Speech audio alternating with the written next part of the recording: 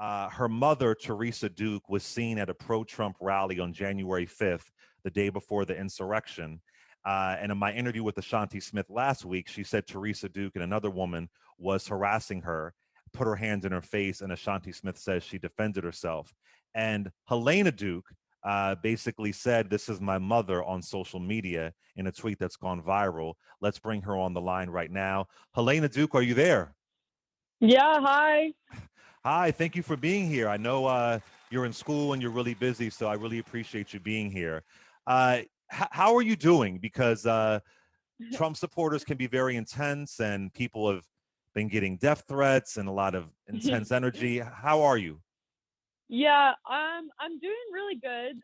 I am overwhelmed, of course. There's a lot going on, but I have been getting like an overwhelming amount of support. Of course, I do have the threats and the name calling, but overall, I have a lot of support, so it's going okay. Good, good. Now, just explain in case folks don't know that you saw this video of Ashanti Mhm, Smith, and she says she was defending herself against your mom and your mhm. aunt. And you decided to say, "Mom, this is you." And you also put in there how your mother was outraged that you went to a Black Lives Matter rally. So just briefly explain that.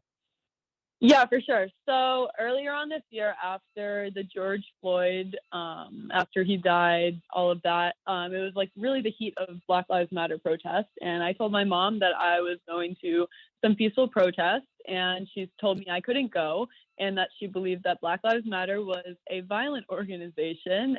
They were going to incite violence, and I could get hurt. Seeing as all of that was not true, obviously, but seeing her at this very much violent event, inciting violence, and then in turn getting injured, she really marked off all the boxes for hypocrisy there. And after the Black Lives Matter protest, I did get kicked out of the house when she found out I went to the protest anyway.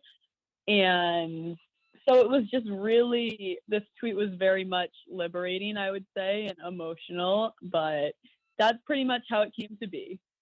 Your mother kicked you out of the house because you were protesting somebody who had a knee in their neck for 8 minutes. I'm really sad. I'm really sad to Hmm. hear that.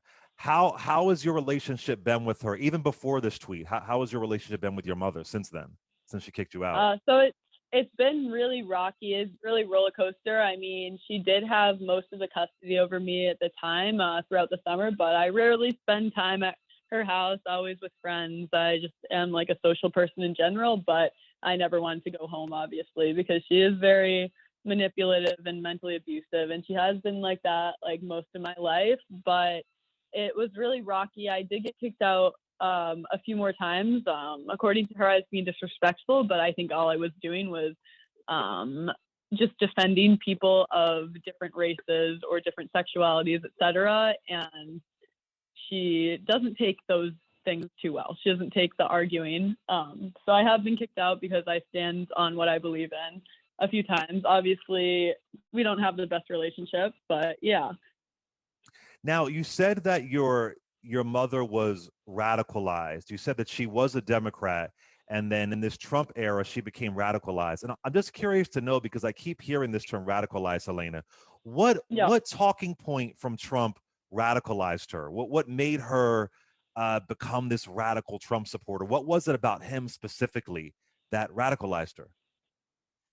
I'm not too sure. I just know that after a little less than a year he was in office, she turned from a very democratic individual to radically right, just the way she was talking and the way she was like, a lot of conspiracy theories came up. I think a lot of her views have been skewed because of her family members, like her sisters and brothers. I think were already radically right, and she kind of fed into it, I guess.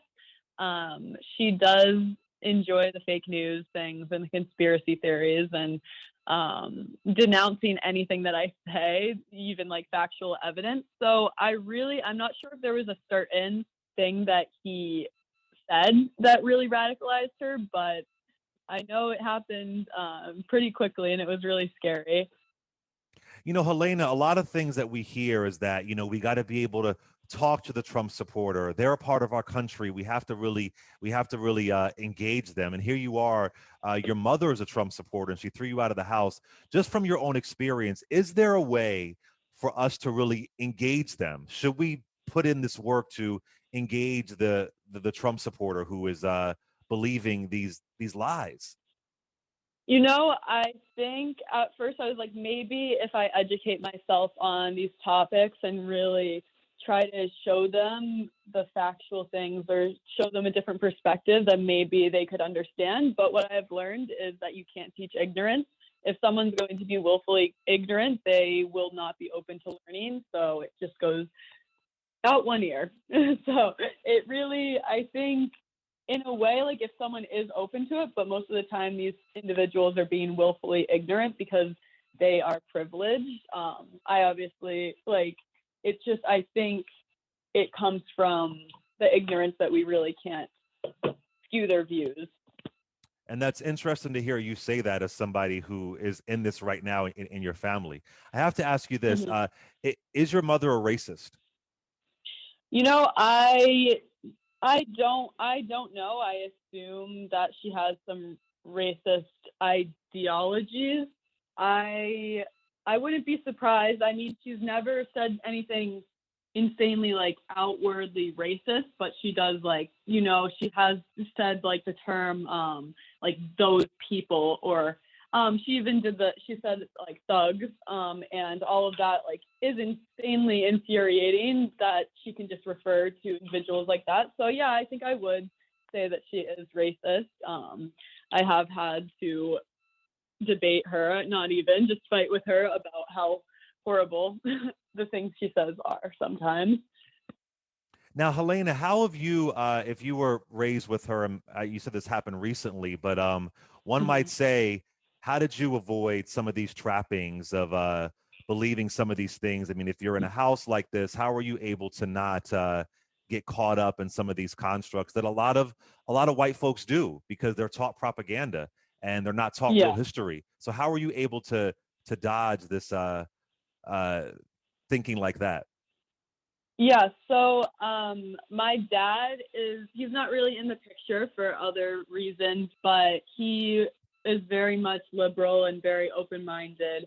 And I do think I get some of the views from him, but also just educating myself on just different topics in politics and different issues going on. I think it really helps because growing up, I obviously am white, and I have not had to like experience the things that other races have to experience, like growing up, and educating myself on just all the injustices in this country, I think really helps me. Always keeping an open mind and seeing other perspectives, because I feel like it's really obvious to me how closed-minded my mother is, and I don't know. I think I've always just wanted other people to be happy, and I wanted like kind of fairness.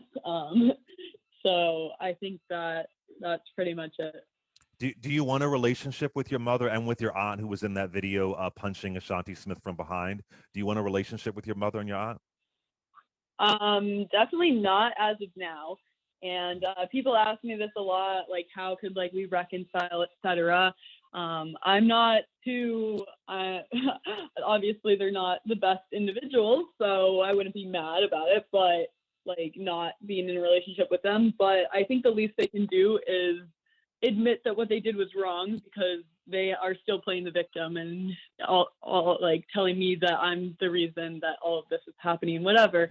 But also like really getting like some mental help, because I know that they are not in a good mental state. Like this is, I think, very mentally unstable and all of that. But yeah, as far as now, I'm not looking for a relationship with them.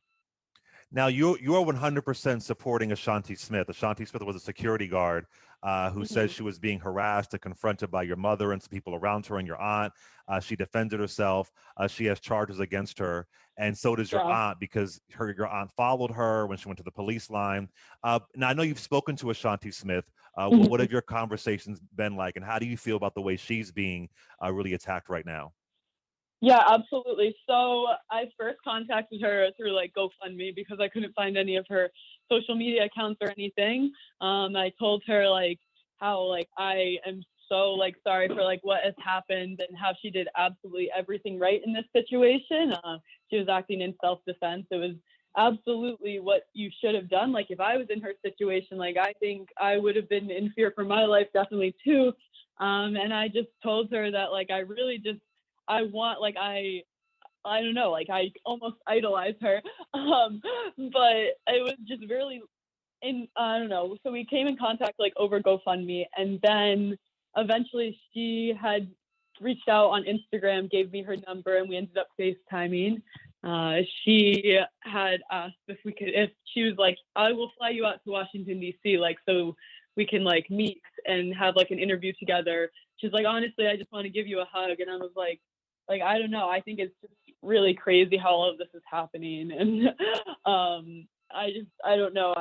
I just feel so bad that she had to get her job like suspended. Like there was absolutely no reason for that, especially seeing as there are so many white police officers in this country that have killed innocent Black people and they are still working, but this woman acts in self-defense and she gets her job suspended. I just think it's insane how the double standard works in this country.